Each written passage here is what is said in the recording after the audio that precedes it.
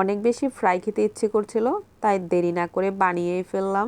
Hello everyone, আসসালামু আলাইকুম। আমি Mahmud Ali Isa, welcome back to my another video. আমি চিকেন ফ্রাই বানানোর জন্য চিকেন নিয়ে নিয়েছি।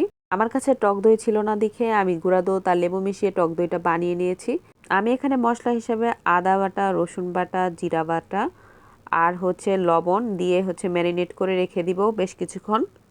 তারপরে এখানে আমি ধনেপাতা, রসুন আর মরিচ ব্লেন্ডার করে দিয়ে দিয়েছি, সাথে টমেটো কেচাপও দিয়েছি।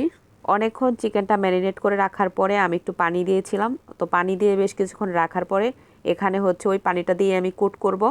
আর সাথে কর্নফ্লাওয়ার আর ময়দা মিক্সড করে নিয়েছি। প্রথমে আমি চিকেনটাকে ভালোভাবে কোট করে নিব। প্রথমে স্তর দেওয়ার পরে পানিতে দিব, দেন আবারও কোট করব, তারপর আবারও পানিতে দিয়ে দিব। এভাবে কোট করা শেষ হলে তারপর চিকেনটা ফ্রাই করার জন্য একদমই রেডি হয়ে যাবে।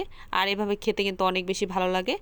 তারপর আমি চিকেনগুলোকে ডুবো তেলে ভেজে নিয়েছি। এই তো আমার চিকেন ফ্রাই রেডি।